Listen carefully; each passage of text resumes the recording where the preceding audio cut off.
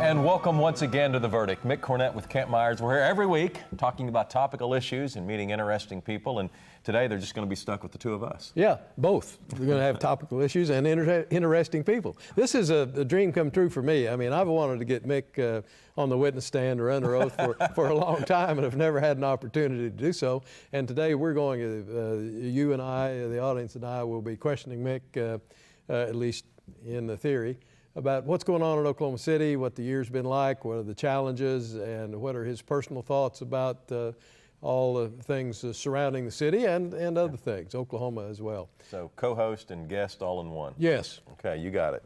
You get to ask some questions and answer some questions. There's a lot of things I've always wanted to pin myself down on, so today's the day. Join us on The Verdict. We'll be right back.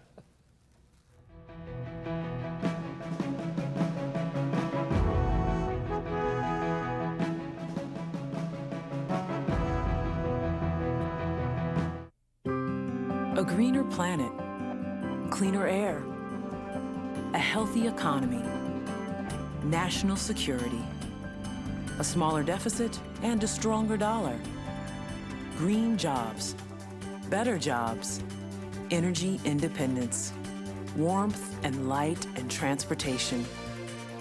These are the reasons Chesapeake champions natural gas every day.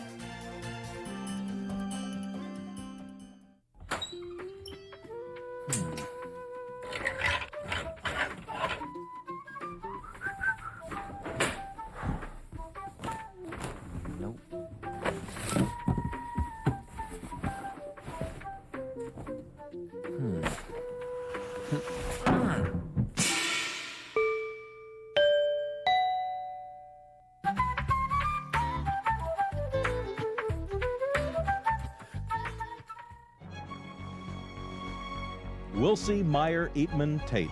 We're accountants. We do taxes, business valuations, estate planning, and consulting. And we're right here in Oklahoma, working with the owners of small and medium-sized businesses. Steve Wilsey and Stuart Meyer have the resources and the experience. Wilsey, Meyer, Eatman, Tate in Oklahoma City and Tulsa.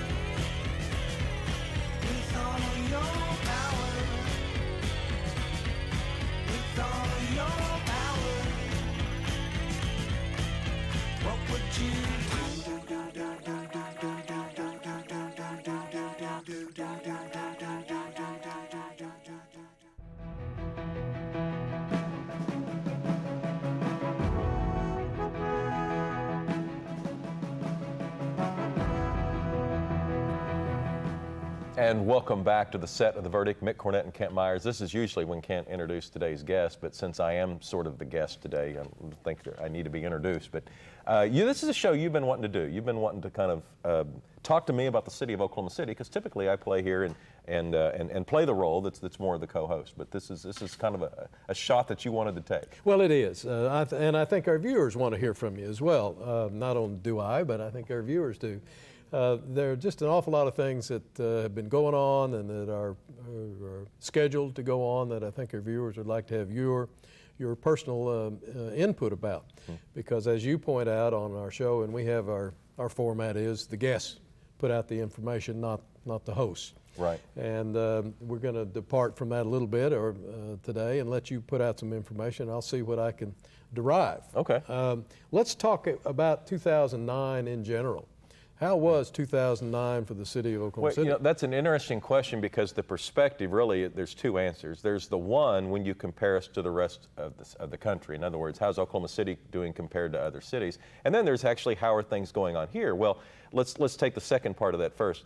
Our economy has slowed down. There's hesitance by our consumers to spend money. People I sense in Oklahoma City are saving money that might have been spent previously. That lack of consumer confidence doesn't necessarily help the economy, but there's not necessarily a bad thing about personal traits of trying to save more money. Our city budget is down, but it's nowhere close to what I'm seeing in other cities across the country. The budget even though it's tough, it will still allow us to maintain our public safety focus that we've had for many, many years. That's not the case in virtually every other large city in the country where hundreds of firefighters and police officers, those positions are being eliminated. And so, you know, I want to acknowledge that you know, things could be better here, but we have the lowest unemployment in the country, and we're not having massive layoffs at City Hall. And so, you know, those are reasons to be proud of where we are. Well, are federal stimulus dollars becoming a factor at all in the city finances? I don't want to be one of those people that just says that was a complete waste of time, but what it was a governor's stimulus package and not a mayor's stimulus package. And so when mayors gather to talk about federal issues, one of our frustrations is that the general public sees all this money going out. Where is it? Well, it didn't go to the big cities. We got a relatively small amount in Oklahoma City. The state of Oklahoma has a lot of responsibilities in rural areas to take care of roads. That's where a lot of that infrastructure money was spent. They also have a large welfare system, and a lot of those social monies that were funded through the stimulus program, I assume, are going to help people, not just in Oklahoma City, but throughout the state. But did mayors across the country get monies that they could attribute to immediate job growth? No. That did not happen, despite our best effort on the front end to try and see if we couldn't get more money going directly to mayors so we could more carefully choose how this money was spent so we could use it as a catalyst for the economy. What's the, if you can identify the primary cause, what's the primary cause of our revenue being down? Is it the recession in general? Is it the oil and gas business in particular? Or some combination? Cities in the state of Oklahoma rely on sales tax for over half of our revenue. We don't really receive the direct money from the oil and natural gas industry that the state does. Yeah. Now, we're affected. If they were to have massive layoffs, we'd be affected because our tax base, those employees, would cease to have money to pay taxes. So we're affected in a lot of ways. We're also affected if they have layoffs at the state government because that's an employee base for the city of Oklahoma City. A lot of people that work for the state live in Oklahoma City. So we're affected by lower state revenues in different ways. But largely, when you're talking about why is Oklahoma City having to tighten its belt on a spending situation, it's because sales tax is down. It's down between 5 and 10%, depending on which month you're looking at on a year-to-year basis. 2009 was a very poor year for us from a revenue standpoint. 2008 was a very strong year. We were very late to get into this recession, but we very much felt it in 2009. Now we can sense we're on the way back. We're at the pace we're going, we're going to be on some year-to-year flat level here very, very shortly in the next few months. Well, I was going to ask you that without trying to dig a hole for the future. Do you see the revenue bottoming out and then perhaps creeping up? Well, the last two revenue checks we've got have been improvements. Now, it's still below expectation, but in a year-to-year point of view, it's gotten better. The level of decline has shown some promise. How fast can it change? What kind of experience do the city planners have to tell us how quickly we can expect things to get back to where they were before the recession? Well, I think most of the forecast is not very optimistic that we're going to still feel the effects of this, you know, maybe 2 or 3 years from now. And right now, we may have, in an economist sense, we sort of have 2006 revenue and 2009 expenses, and that isn't going to work. You know, it's got to meet in the middle, and so it may be a couple more years before we get back to 2008 revenue, which means that we're going to have to tighten our belts and spend less money because we have to balance our budget. It's mandatory in the state. There's been an awful lot written about how consumers are finding a way to get along and spend less, and that once their own personal revenue increases, they may not change their spending habits. Is that of concern to the city? Well, you know, if you're talking purely budget, we like for people to buy stuff, because the sales tax is what drives our revenue. But we also looking after the community as a whole, and we like to see people, with a certain amount of responsibility when it comes to saving and planning for their children's future and preparing for educational needs down the line. So all of those things are good, and we'd like to see people retire, at comfortable ages. And of course, I always tell them they can't quit working. They have to, be involved in as a volunteer or trying to help other people. But in general, I think that answers your question. Okay. Yeah. Let's talk about MAPS 3, by the way. That passed rather handily. How important will that be for Oklahoma City's future? Well, it's going to significantly change the future of the city if you look at whether or not it would have not passed, you know, and what would happen and whether or not it will pass. The next 10 years are going to be incredibly dynamic in Oklahoma City, and this, to a certain extent, almost assures the continued growth that we've seen since the original MAPS tax voted in 1993 and the project started open in '98. That same sort of downtown renaissance, that same sort of creating a more vibrant community is going to continue now, as far off into the future as you can see, and maybe that's 10 years. It takes a long time to build these projects. But when you start talking about the projects like a brand new convention center and what an economic driver that can be, the idea of a downtown streetcar system that will be, you know, the envy of just about every other city in the country when they start talking about public transit in the very tight inner city, and the public park that we've really never had in Oklahoma City to compete with many, many large cities around the country for a true urban park and the way that can be programmed going forward. You know, downtown Oklahoma City's, I think, immediate future from an infrastructure standpoint is almost secured. Now, I think we're going to see the job creation. We're going to see continued tax-based revenue, which is going to help us throughout the city, no matter where you choose to live. I think we're out of time on this segment. So does that mean I need to kick it to a break? You need to kick us to a break. We'll be right back. More on The Verdict.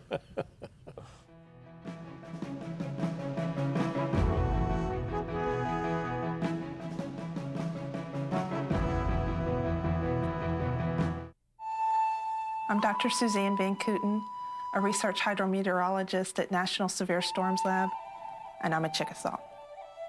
There's a stewardship there, I think, that's within Native Americans and the protectionist of the land, and are we going to leave things better than when we came in, that came across in how I did my job. I had a true passion for it because I realized that this was what we had always done. We'd always been so involved with the land and taking care of the land, but also taking care of people. So that is truly the stream that you go down as a meteorologist.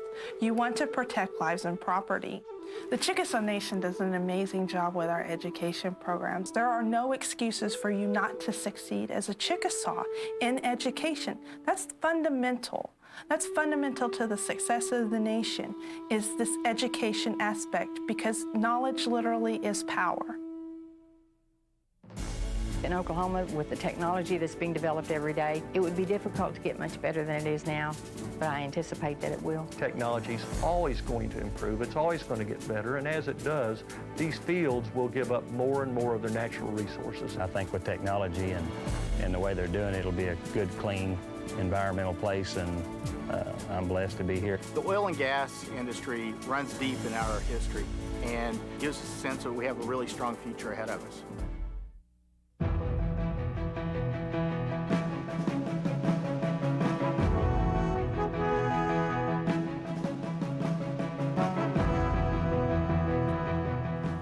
And welcome back to the set of The Verdict. If you tuned in a little bit late and missed the beginning of the show and are probably wondering why we don't have a guest, it's not because no one showed up. It's because Kent decided that I should talk today as the mayor of Oklahoma City. And so we're kind of dealing and having a conversation about things that are going on in the city. And I think next you want to talk about MAPS. Yes, MAPS 3. When will the last MAPS project of the MAPS 3 projects be completed? When will it be finished? Well, this is probably a question I shouldn't answer. But it's a 7-year, 9-month tax. And if MAPS was our guide, the tax started in 93 and ended the beginning of 99 or the end of 98, depending on how you look at it. The project's rolled on for another 5 years or so. And so I think that's realistic to think it'll go beyond the tax, you know, a handful of years. But to answer your question directly, probably 2012. The convention center figures to be the one that will take the longest to construct. From what I understand from people who have built convention centers, it's about 6 years from the moment you hire your architects and get them. And so we got a lot of work to do before that process even goes. So you're probably looking at 10 years from now or maybe 9 years from now for a convention center could feasibly begin to open. Now, let's talk about the convention center just a minute and to clear up perhaps some confusion. Are we going to destroy the Cox Center and rebuild on top of it, or rebuild at a different site? Well, because it's going to be 9-10 years at least before we get a new one open, I think that the logical thing to do is to remember we got to use the Cox Center for the next 9 or 10 years for our current convention business. And I don't think we have to decide right now what the next use is. We don't have a next use for that facility, but there's no real need to worry about that land, that real estate, because of its location. Right. You know, whatever is going to go there in the future, whether it's more convention space or something else, is right there next to the hotels, next to the Ford Center, next to Bricktown. The location's wonderful. So I think it's an option that we're leaving to the next level of leadership when they come in. Okay. Run through a few more of the projects besides the park and the trolley system and the convention center. Those are the three highest profile. But beyond that, first of all, you have improvements on the river to take care of the rowing and venue improvements that we've already made, and you have improvements that are coming to the fairgrounds. I think these are two valuable investments for the city of Oklahoma City. When we're through on the river, we're going to have the finest venue in the world for canoe, kayak, and rowing events. And that means we're going to get terrific events. We're going to have permanent grandstands, permanent lighting, and we're also going to have a whitewater facility that'll really allows the citizens of Oklahoma City to have a wonderful experience, and that's one of those things you really have to see to understand. But it's an urban whitewater facility that's one of just a handful in the world. And where is that going to be? Well, we haven't sited it yet. I think generally you'd like to see it close to the river, but not biologically connected to the river. But I think just it makes sense to have it somewhere over in that direction. And then at the fairgrounds, you know, we haven't invested in the fairgrounds much in a long, long time. And this will be some significant investment. And, you know, a lot of people in Oklahoma City go to the gun show or the arts and crafts show out there, and we've kind of gotten accustomed to the level of infrastructure that's there for those events. But we can do a lot better. And so we want to build an expo center that will allow us to host large events. The horse shows may be able to use part of that too, but this is really about the people of Oklahoma City and the state of Oklahoma. And when you go to the state fair, that infrastructure, we need an upgrade out there, and it's long overdue. The other elements are really more health related. We have, first of all, several miles of sidewalks that are going to go into the city. We have disconnected a lot of our public buildings from the neighborhoods that are adjacent to. We have specific spots in the city where we have schools, and we don't really have ways for kids that live in the neighboring neighborhoods to get to very easily. Safely, right. Yeah. And so we can take care of some of that. We also have some library issues that are disconnected from the neighborhoods. So with some strategic sidewalks, in addition to the sidewalks we're already putting in, that'll help. We're also going to finish the bicycle trail master plan. We were on a very long scale, probably would have been 20 or 30 years before we had ever finished it at our current pace. This will allow us in one funding opportunity to complete the bicycle trail master plan. And that'll build bicycle trails throughout the city, into all four quadrants of the city, and give us over 100 miles. So that's pretty special. And then the senior wellness centers. This, Frantz, you know of my interest in health and trying to build a higher level of culture and priority in the community. And I think the senior wellness centers are really going to allow us to do that. It's also not about downtown. These will be built away from the downtown areas, north, south, east, and west.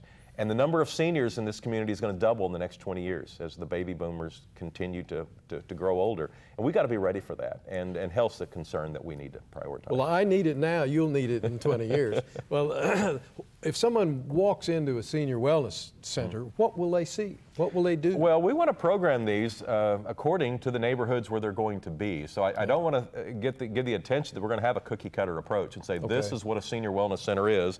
We're going to put one there, and there.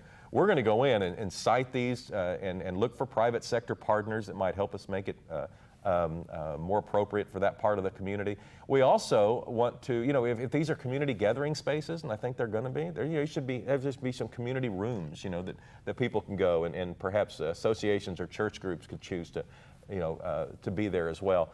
But typically these types of senior centers we'll have a large wellness center. Certainly there's aerobic opportunities, and there are swimming pools that's for rehab opportunities. But we want to build these so that they'll be highly used. And one of the other issues that we want to try and take care of is to keep that monthly membership as low as possible. And so that's very important to the programming of it. We want to make these very affordable so the citizens can use them. You have had the city on a diet now for a few years, and the pounds are coming off. How does that program mesh with MAPS 3 wellness centers and the like, and bike trails? Well, it's part of the cultural shift that we're trying to make in the community. We haven't talked about Project 180 because it's outside of MAPS 3, but basically that's a redesign of our downtown street grid to make it more pedestrian friendly. Then you start talking about the sidewalks we're building throughout the city, and the bicycle trails and the jogging trails that we're building again throughout the city, and the wellness centers we're going to be building in north, south, east, and west about the city. We're trying to change to a culture that values health. We have ignored our health for too long, and it shows up in the studies. And I think we've done a great job with the diet initiative of building up the awareness of the issue. I think people are very aware we have an obesity problem. We have a lot of health issues, but obesity is a significant one and leads to some others. But I think to change from a culture that where life revolves around the automobile to one where life might revolve around being a pedestrian-friendly community and public transit, those are cultural shifts that are not going to come easily to us. We're a fast food culture, and it shows. It shows in our health, and it shows in our way of life. And I'll tell you another way it shows. When we ask our citizens, what are your priorities? What are you looking for in city government? Of course, public safety is a given. We know that's the most important thing. But the next things are all about cars. It's about they want smooth roads, no potholes. They want no congestion, so they want a lot of lanes. And thirdly, they want free parking right by the door. And so, those are three things that every city would like to deliver, and we think we do a pretty good job on those fronts. But at the end of the day, we understand cars are important to people. You never have enough garages in your house. Cars are important, but we also think that going forward, we need to start looking at people and not just cars. Well, in the couple of minutes we have remaining, talk a little bit about your trip to Washington, the First Lady's emphasis on childhood obesity, and how you all are involved in that. Well, it kind of took me by surprise. Around the first of the year, the White House called and said that the First Lady was going to be launching an obesity initiative, largely childhood obesity, but obesity in general too. And they had looked around the country, and ours had been identified as one that had some success. Certainly in the awareness factor, we're at the top of the list.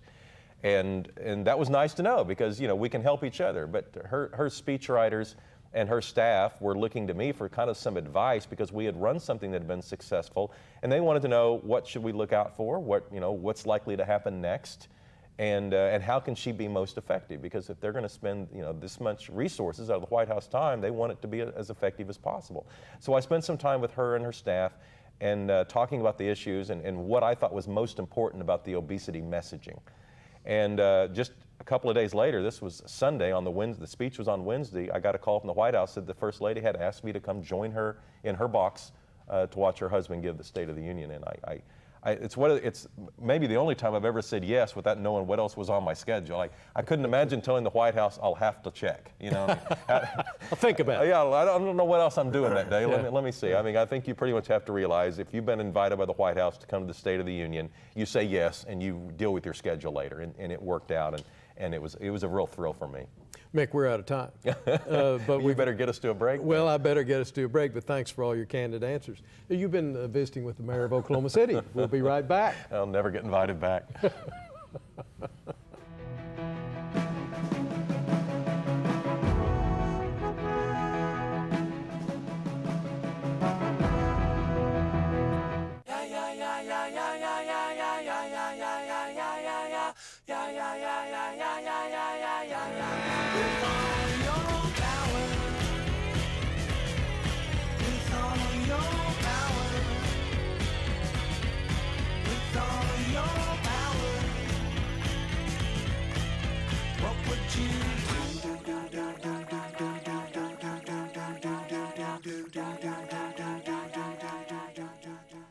All children deserve a life of hope and love, but sometimes they experience a life of pain, neglect, and abuse. When that happens, each child deserves all the quality assistance and representation that can be offered in our legal system. For more information, call 23-CHILD. Oklahoma Lawyers for Children, helping to bring hope and love back to the lives of abused children. The good life comes naturally to Tulsa, where nature's beauty is matched with an eye for aesthetics. A legacy of neighborhoods graced with lawns and landscaping and handsome homes. a place that seems to have patented an ideal lifestyle. Bank First is loyal to the quality of life Tulsa assures its citizens, to the priority placed on education, culture, and growth. Loyal to builders who transform raw land into residential charm. Developers who see opportunity and add vitality to Tulsa's economy. Bank First serves both enterprise and private lives that need a loyal partner. It's how we help nurture this city's very good life. Bank First. Loyal to Oklahoma. Loyal to you. The Journal-Record is pleased to be a sponsor of The Verdict. The Journal-Record, since 1903, the best source of Oklahoma business news and legal information. And for almost 30 years, Oklahoma political, government, and business leaders have turned to the McCarville Report for accurate, reliable, inside information. Visit the McCarville Report online.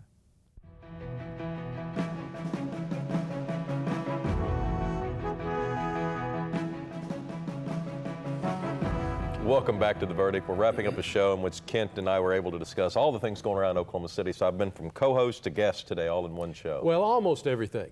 In the time we've got remaining, talk about the importance of hockey coming back to Oklahoma City, and then will the Thunder make the playoffs? Well, it looks like the Thunder is going to make the playoffs. They've exceeded my expectations again. I did not think they'd be a playoff team this year. Looks like they're going to be. But, you know, NBA is a step up from where we were. This hockey organization is a step up from where we were. And so it's two signs that Oklahoma City's moving forward. I think hockey's going to have a wonderful time over at the Cox Convention Center. They'll be able to get all the weekend dates, not having to worry about the concerts or the NBA. And so I think it's going to set up very well for hockey. I'm hoping that the community gets enthused for this higher level of hockey. It's certainly, I think the city's hockey fans deserve this upgrade. We're going to be connected with the NHL team in Edmonton, and so that's a great and wonderful, I think, validation that Oklahoma City has progressed. And we're not the hockey market we used to be. We're one of the players now, and it's being acknowledged in New York and in Edmonton too. So. And we got some NCAA coming in? Yes, we do. We have the NCAA regionals, and we're negotiating again, trying to get the Big 12 championships here in the future. So that'll be taking place here in the next few months, trying to get that rescheduled. We're out of time. We gotta go. Thanks for joining us here today on The Verdict. And if you have an idea for a show, head to our website, theverdict.tv. We'll see you.